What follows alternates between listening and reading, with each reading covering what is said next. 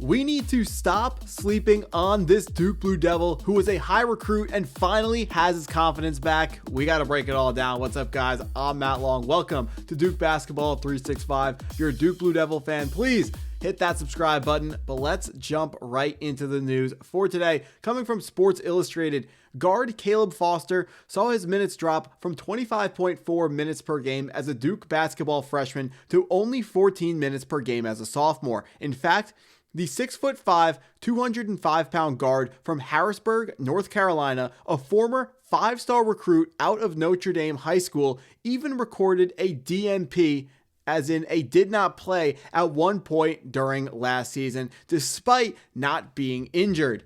This go around though, Foster has been proving the naysayers wrong. Plus, it sounded like there was never any doubt in his mind that he would stick it out in Durham, even when College Hoops insiders rumored that he was a prime candidate to transfer in this past offseason. Caleb Foster said, "Since I was a young kid, I always dreamed of coming to Duke. I mean, it's the biggest place to play in college basketball. You get to play in the biggest moments, the biggest games. It's everything I ever wanted." Well, he certainly got that right. There is no bigger place to play in all of college basketball than in Durham, North Carolina with the Duke Blue Devils, and Caleb Foster is a player who's a fan favorite for a whole lot of great reasons. Starting out as a five-star recruit, highly sought after player, stays in state, comes to the Duke Blue Devils, and has a pretty solid season in his first year, but then last year really started to fade away and disappear, and people were asking, where is Caleb Foster? He answered that question in a big way this season, having a significantly better season. The 6'5" junior putting up 9.2 points per game, 3.5 rebounds per game, and 2.9 assists per game while working his way into a highly competitive starting lineup. Right now, he has jumped Caden Boozer in our rotation to become the starting shooting guard for the Duke Blue Devils, and I personally could not be happier for Caleb Foster because this is a player who he seems to, it's obvious, it's so clear and obvious that he has and has always had the talent to be a great player, but Caleb Foster, it feels like in the big moments, he kind of shies away and he doesn't have the confidence. Maybe that's because of what he's been through. Maybe that's because of he knows what kind of recruits are around him and how good the other players around him are. So he goes, maybe I shouldn't take this shot. But it feels like Caleb Foster, you saw it especially versus Texas in the first game. He kept going to the rim, but then he gets to the rim and then he looks to pass. And I want to see Caleb Foster continue to, first of all, we always talk about unselfish players. I want to see Caleb Foster become a more selfish player because I think Caleb Foster can score so many more points and it's actually going to be so beneficial for this team if he needs to turn into a jerk. He needs to start going, I am about to take over, because he needs to remember he is still a highly talented player who is able to take over basketball games, even if you are on the same court as Isaiah Evans and Cameron Boozer at the same time. He's not better than those players, but that doesn't mean that Caleb Foster can't take over a basketball game. And when you are watching, Caleb play, it is clear and obvious. There are some times when he decides, I'm just going to go get my shot. And so he, sometimes will try a crossover into a step back into what would be considered a bad 3-point shot for a lot of players. But when I see Caleb Foster taking bad shots, which are, low percentage, either contested or off some very difficult dribble move, I fully support him taking those shots because I believe that him becoming a more selfish player is the next step for him in becoming the best version of himself at Duke. Jon Scheyer is a great head coach. If he takes it too far and he starts, if he starts shooting too many shots to the point where he's hurting the team,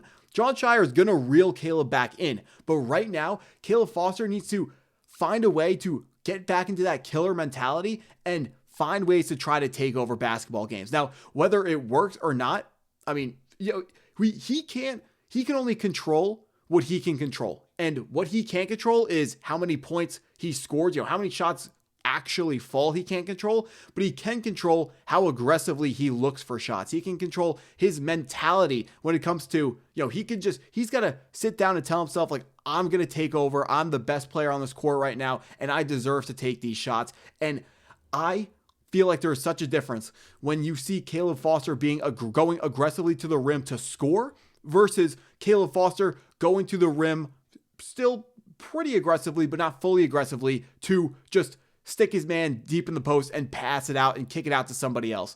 No one in college basketball, I mean, the shooting in college basketball, it's not like the NBA. The shooting is not as strong. Any wide open three can miss. So the strategy of bringing guys into the low post to kick out for wide open threes, it is still, a good strategy in college basketball, but that is not as effective as it is in the NBA game right now.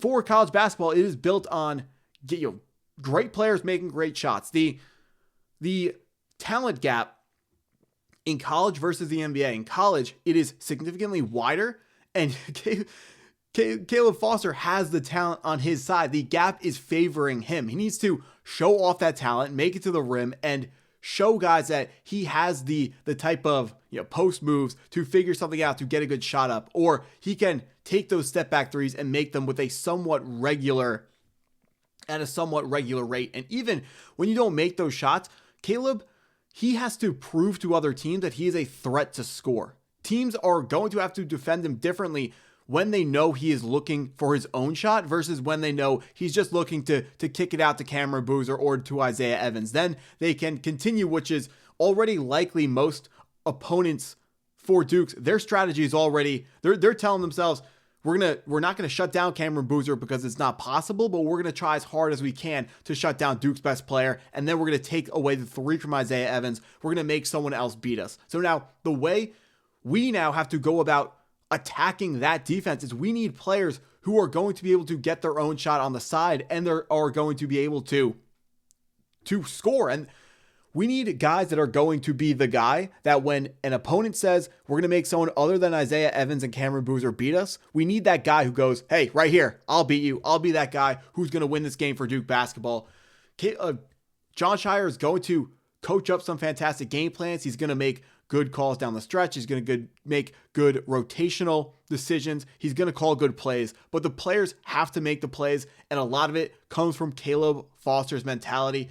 I think he is, I don't want to say he's a super underrated player because out of his career, he's gotten a lot of love from Blue Devil fans and college basketball fans, and people know that he is a talented player, but the point I really want to drive home is an aggressive Caleb Foster versus a non-aggressive Caleb Foster. It's just a completely different player. And the next time he's going to have that opportunity is going to be against Lipscomb. That's a team with a significant talent gap versus Duke. We're going to see how much the starters actually end up playing that game. But this is going to be a perfect opportunity for Caleb Foster to step up to the plate and say, it's time for me to take over. Versus Texas Tech, I understand if he wants to step back and let the better players on the team take over and try to win the game for Duke. But against especially Lipscomb in a game like this, Caleb Foster has to change his mentality, and he needs to control what he can control, which is his mentality. He's going to take over. He's going to turn into the player that he knows in his mind he always could be. And I can't wait to see how this turns out for the Duke Blue Devils.